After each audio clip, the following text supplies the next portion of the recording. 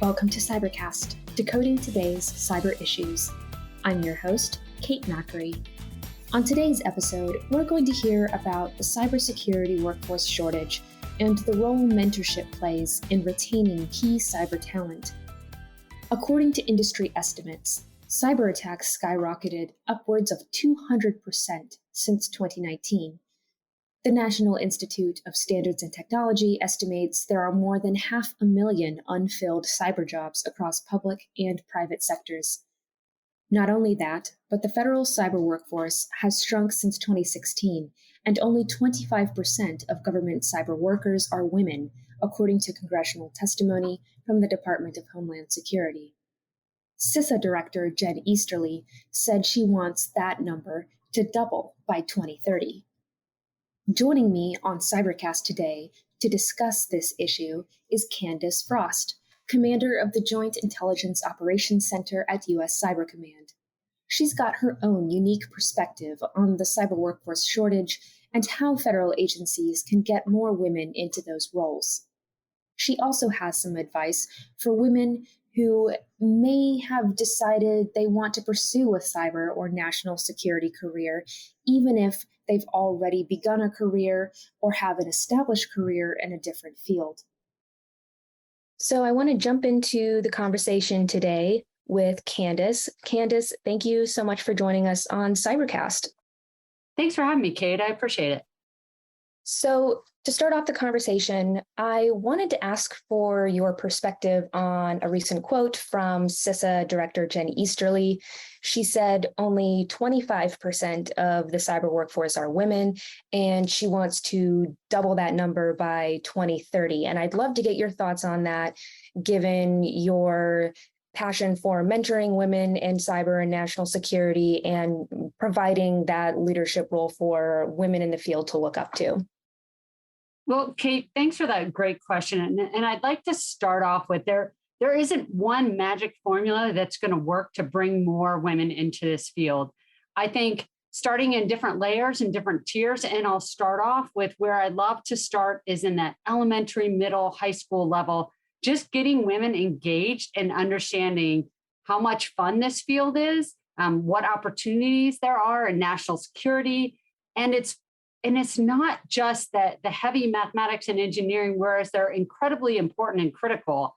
You know, STEAM is a great way to kind of introduce what we do to so many more people across the nation and why we have opportunities. I would say some nonprofits I'd love to promote are Girl Security is one of them that goes into high schools and really tries to get people from all sorts of different backgrounds interested in national security.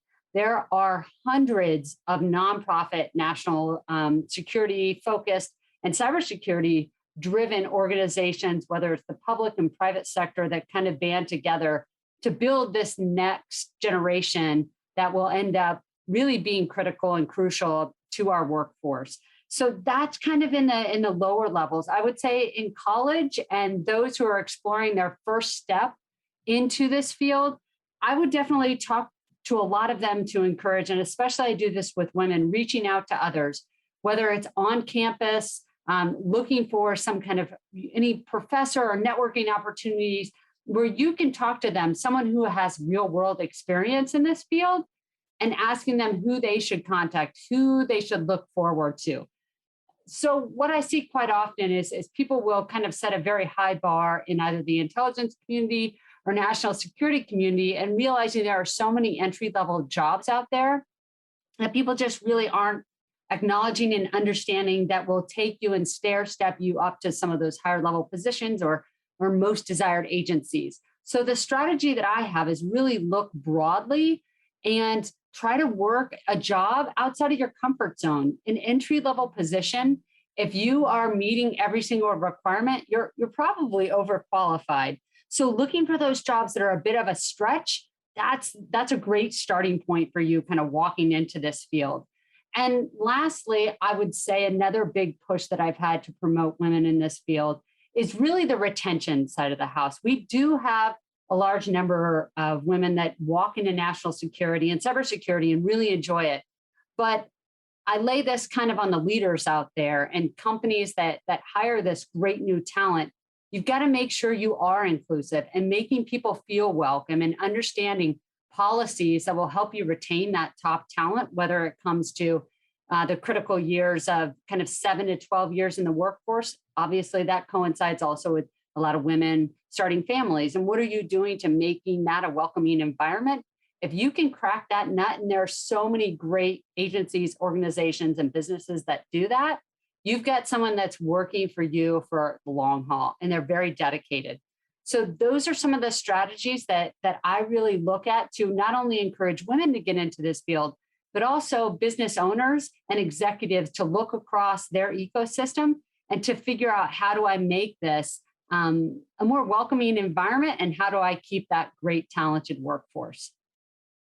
Sure. You mentioned the 7 to 12 year mark in a woman's career being particularly important. Could you expound on that a little bit? I don't think I've heard that before. So when I worked in human resources for the Army, we did kind of a longitudinal study of where those points are, where we start to see a larger number of women leave the armed forces.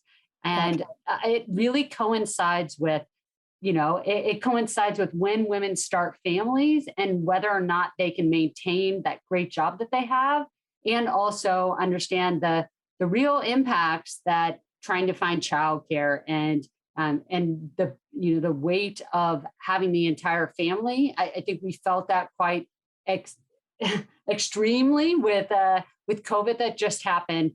How do you bring those women back and ensuring that it's a whole team effort? And those organizations that do it well, that really did work well, both in office and out of office with respect to COVID, did a great job of keeping those really talented workers. And then some didn't. And that's where I really push for kind of a return to work, a returnship policy. That would be fantastic for those in national security that want to bring back those great talented individuals that were either single parents or had to depart the workforce because of the strains that were put on them when pretty much the world fell through and there was no way for childcare or schools to be able to take care of their kids, and they had to do it. Bringing them back into the workforce, it's a great way to encourage that next generation and to welcome them back. It may take time, but I highly emphasize returnship is key to getting them back into the flow. Sure. So before I move on to the next question, I had another follow-up question. It seems like getting women interested in national security early, when they're in school or when they're, still little kids in elementary school or, middle school, high school is really important. But what about women who start in a different career of some sort, maybe because they were discouraged from pursuing national security careers or cyber careers or STEM careers in general, because they grew up in households that discouraged that kind of thing and wanted their daughters to be in more like traditional roles, I guess, that are considered for women. What kind of advice would you have for women who, maybe are in that 7 to 12 years into their career range and decided, oh, wait, I'm actually really interested in cyber national security. I would love to shift over into that. What advice would you have for women who are interested in pursuing that and maybe don't know where to start, or maybe don't know if they can actually even make such a big jump? No, Kate, that's a great question. And I think so often we look at our life in a linear path, right? And we say we're just constantly walking upstairs. And really, that's not the way life goes. It's more like chutes and ladders. And so for women who are now either looking to pivot out of their current role, whether it's just not bringing them what they had expected or wanted in a field, or they're women that just want to change and try something different or to give back. Those who have had, I know someone who had a very high-powered career in marketing in New York City, and she just said, I really felt the pull towards national service. And she ended up coming into the intelligence community at her about 15-year mark in the workforce. and moved in and ended up, going and growing and getting into a senior executive role in a decade or less. And so the opportunities are out there. I think the skill sets, people self-limit because they think in their mind's eye, this is what someone in national security looks like, talks like, walks like. Mm-hmm. And at the end of the day, we are all part of this nation. Cybersecurity is national security. It's incredibly important. General Nakasone says that very often, the commander of Cyber Command. And I totally agree with that point, that there are so many different fields and vectors out there, even if you come and pivot for maybe just a half a decade into this world, it's incredibly fulfilling. I ask quite often a number of people that work with me that could triple their salary if they left government and went into the private sector. Why do you keep doing it? What's the pull? And so often many of them say it's the mission. It's the mission that they can't get anywhere else that is incredibly fulfilling. Money is important, but the mission really tops that. And that's something that I do see that national security brings to the table. And especially women that are willing to kind of maneuver around. There are so many different jobs across the entire country and even overseas that are fun as well. That's another great part of the world that we're in. That's awesome. Yeah, thank you for that. So switching gears a little bit, you've been passionate about mentoring women in cyber and national security careers. Can you discuss that a little bit and why you became so passionate about cyber and national security? I think it really started when I went to the United States Military Academy for my undergrad. And I'll be honest, I had an amazing time at West Point. But I really thought, 5 and done, I'll do my mandatory service and then I'll go find something else. And each time, I enter into this space and I just feel like I'm drinking from the punch bowl of how great and fulfilling this career is. And so with that, oftentimes people would kind of, especially when I was younger, they would point me towards another woman to be a mentor. And I have really felt mentoring is absolutely important, but it's a whole of effort. There aren't enough women in national security to mentor only women. And that's where I really love to call out to both men and women. Who are you mentoring? How are you bringing up the next generation? Because it's our job to build the bench. We can take from the same pot, but the pot is not big enough for those, especially who have had military service. This is a whole of government approach.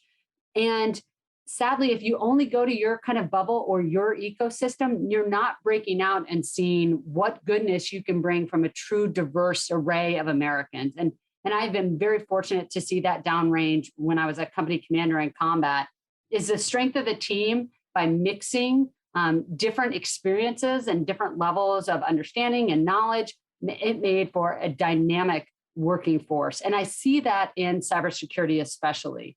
There are amazing people that are in this field that come from, no kidding, understanding music, understanding foreign languages. They catch on and they grip into how to understand coding. Something that I think not most musicians would understand. Wow, that could be a career pivot for me.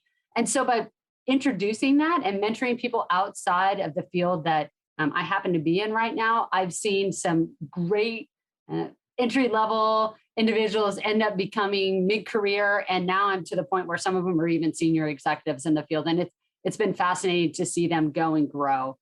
My passion comes from the fact that I really do hope that we can help grow this field and understand that we are all a collective part of our nation's security. Absolutely.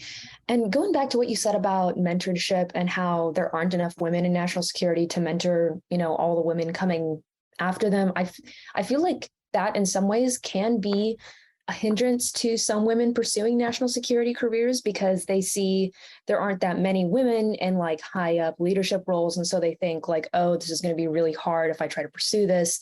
Like, I don't know if I can do this. And it's almost a chicken and egg problem, right? Because it's like, if they don't do it, then they won't be there to inspire the next generation of women. You know what I mean?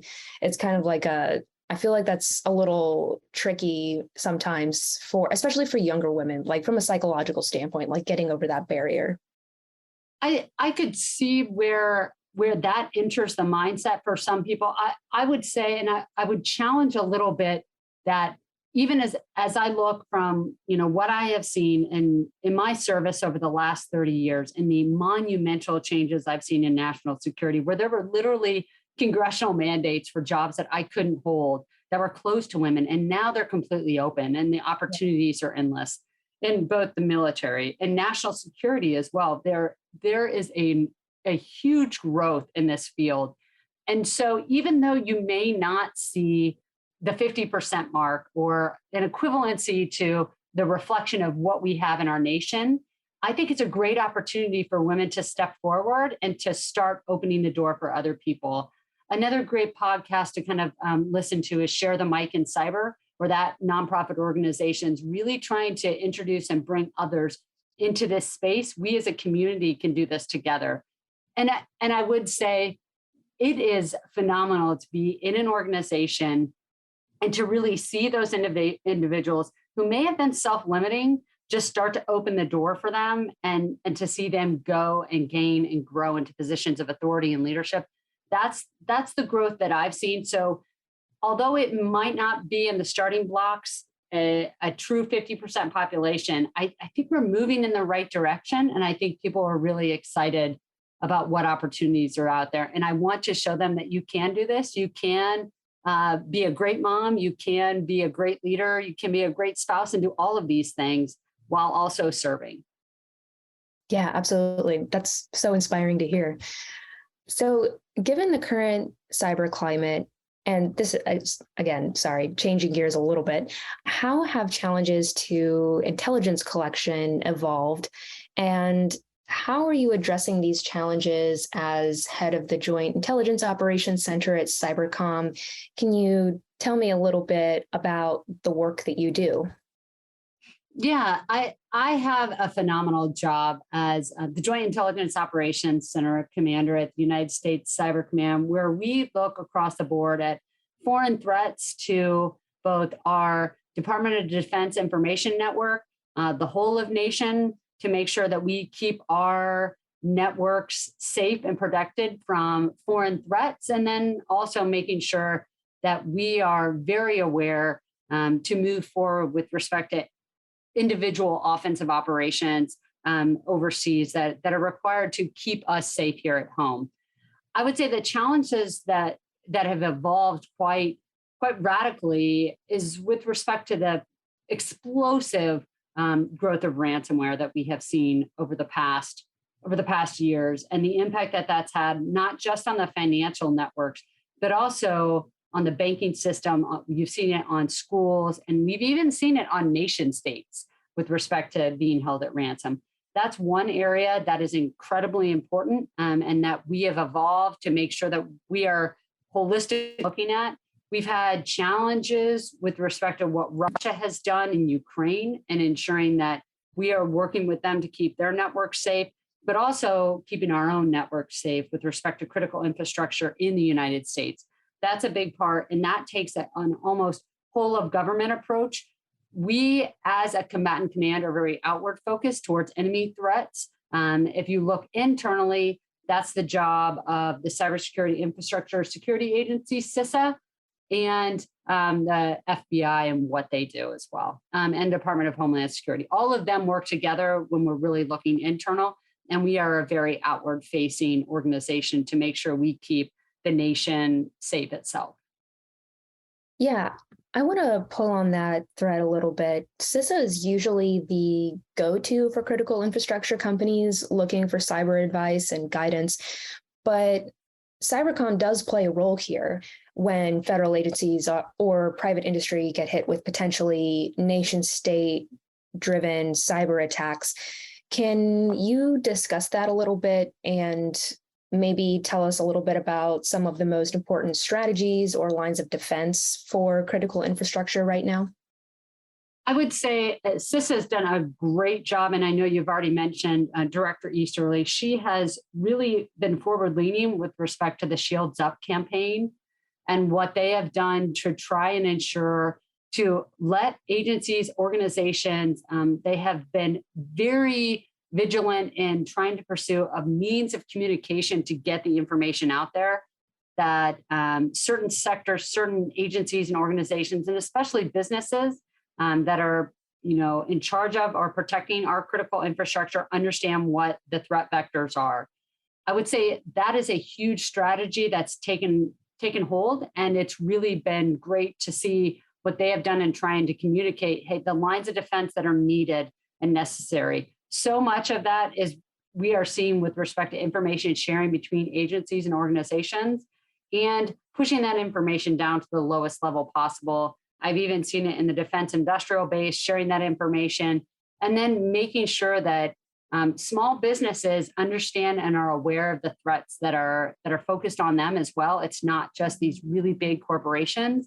It's also medium and small businesses that are being targeted. And with the work that they have done to try to make sure that their assistance and their information and understanding is passed out to others, it really is demonstrable to see how private and public partnerships are working together. So this is part of the Shields Up campaign, which you mentioned, and you touched on this a little bit, but many federal cyber leaders have been stressing the importance of information sharing, given the accelerated rate of cyber attacks right now, particularly ransomware, because it can help federal cyber leaders get the right resources to the right people at the right time to prevent attacks from spreading, mitigate them as quickly as possible, et cetera. What do you see as the biggest challenges to information sharing with the right partners at the right time? And what do you think will drive success in this area, especially, given the fact that government has always struggled a little bit with, knowing what to share and when to share it? Yeah, I really think that's a great question. There are just so many different answers to that. Let me start with saying why information sharing is so important in ways that I've seen it go and grow. I think previously, maybe even a decade ago or even a half decade ago, so much of information sharing was almost siloed and protected. We have started to realize that we look at our foreign threats to our country and specifically to a lot of our industrial base. They have no problem with combining their government and these are threat actors and the work that they do kind of focusing on all of our seams and gaps that we have tried to silo. With respect to understanding this, I think we have seen a convergence and understanding. Cyber Solarium is a great example, and just looking forward to where are those areas that we've got to tear down those walls and work better together and communicate. Sharing information is important. You don't have to share everything. And I think that's where businesses are rightfully concerned about with respect to proprietary information. The good news is, as we as a government are asking to share information and work together, that part of it is something that's not necessarily the area we're looking to share information for. We're looking more so to share information on where they're seeing the threat vectors coming from, the impacts that they've had, and making sure that, to me, you don't make it shameful if your business is physically broken into, right? And if you had, let's say, a small business in a storefront, someone came in and robbed your store, you wouldn't shame the business for that, saying, well, you should have had, more security cameras or an armed guard on the outside. But we do this with respect to cybersecurity. And I think that's something that we have to understand. When we name and shame companies and organizations, it has a negative effect of information coming forward to make us stronger.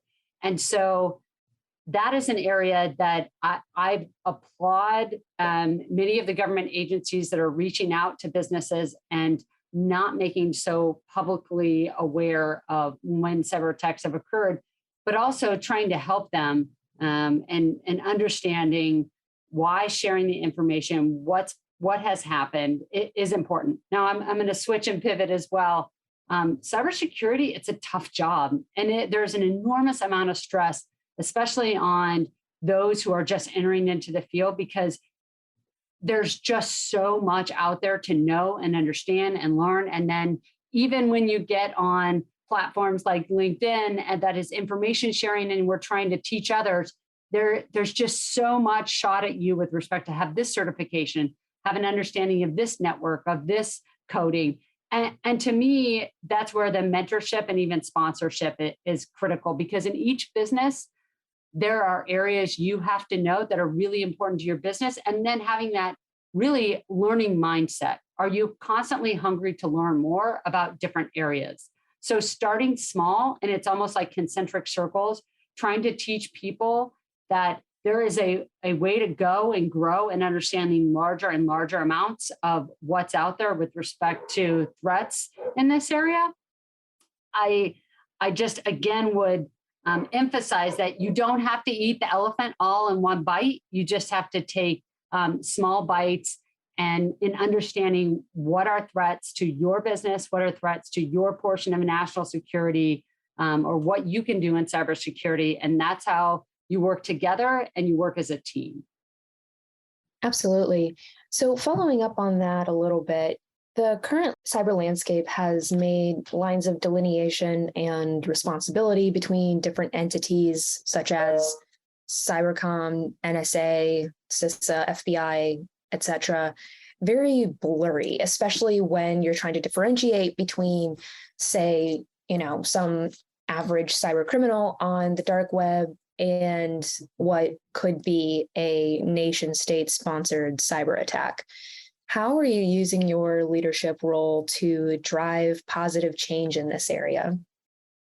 I think what we have done and I would say, you really have to understand, what are the first priorities out there. And when we look at the National Defense Strategy, and even the information that's come most recently out of the White House, we've really seen cybersecurity listed at the top of that list with respect to where we should focus as a nation to ensure that our networks remain free of influence or impacts of other nation states, or even non-state threat actors.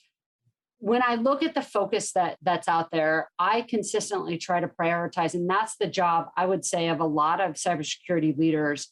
What's most important, and putting that at the forefront. But you can't neglect, it's kind of like having a dinner, right? And whatever that main protein is, that main, listed special on the menu, you still have to have the other sides and the accoutrements that come with a great meal.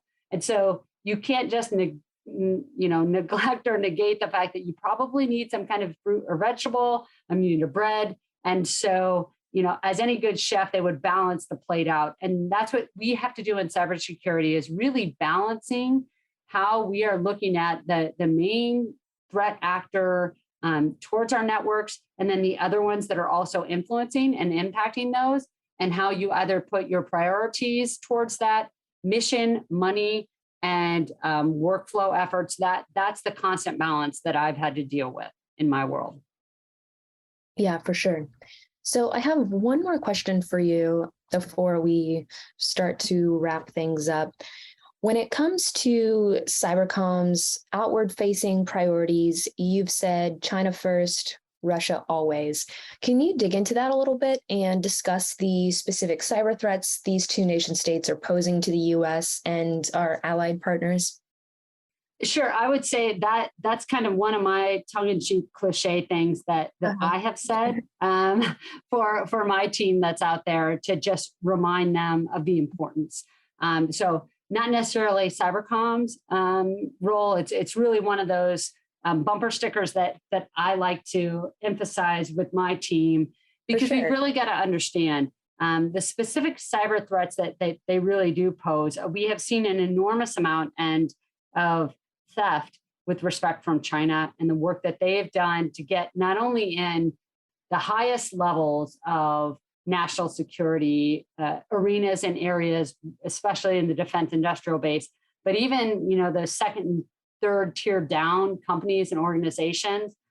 We have seen just an enormous amount of threat from China, and that's of theft from China. And that's really important that we still understand this. There's a reason why good cyber hygiene is needed and protection. Russia always, in the fact that we know their dis and misinformation campaigns are still pretty strong, even though they are very focused right now in Ukraine, and so much of their attention is on their near threat that they feel they are focused on. It's really the near and abroad. And the abroad point is they are looking at the influence that we've had with respect to the sanctions that our country has placed and many other nations on Russia. That has had an enormous impact on them. But they have the potential to bite back. And that's why you can't negate the fact that even though Russia is very focused in one area closest to them, there are still many other countries that they're influencing. And that has an impact on our national security as well. So although their bark is pretty loud, their bite can be strong as well. And so we still have to pay attention to that without negating the fact that China has grown in an extreme way with their understanding and knowledge in cyber and what they have done with artificial intelligence and many of the other kind of tech areas that we have to pay attention to. And so many businesses out there do business with. And so just understanding the platform, the threats that are out there, it's important not just for ourselves who work on national security every day, but making sure that we can kind of tell this story and talk to others about the impacts it has on their business as well. Absolutely. So we've talked a lot about women in cyber, national security, and also what makes you so passionate about your job, what you do. Are there any parting words or comments that you would like to leave our listeners with based on what we've talked about today? Well, Kate, thanks for this opportunity, number one. I really appreciate the fact that we're not only highlighting, how welcoming of a field this is and how growing. I oftentimes also say, there's a 0% unemployment rate in cybersecurity. We just can't hire enough people right now to fill the positions that we have. And so with that means there are growing opportunities out there for people all across the country. You don't necessarily have to live in the national capital region. You don't have to live in Washington, D.C. or Silicon Valley to understand the opportunities that are out there in cyber. And so that's a big push that I would say across the entire country. These are jobs that allow you to have a great ability to learn, grow in this field, and then start to move and pivot into different areas that you find most interesting. So be okay to step forward into the unknown. Sometimes you're just going to have to be a little uncomfortable. And that's a good part. Once you are uncomfortable, start to learn, understand the culture, the organization, and you really will find your footing in this great world of cybersecurity and specifically the even broader world of national security or the intelligence community as well. They're all very welcoming environments. Just take that plunge. Those are some great words to leave us with. Thank you so much, Candice. I really appreciate your time today. Thank you, Kate. Encouraging young girls' dreams is an important step to addressing gender disparity in STEM careers, but women with burgeoning or established careers in other fields can also make the switch to cybersecurity. As Candice said, careers are more like chutes and ladders rather than stairs.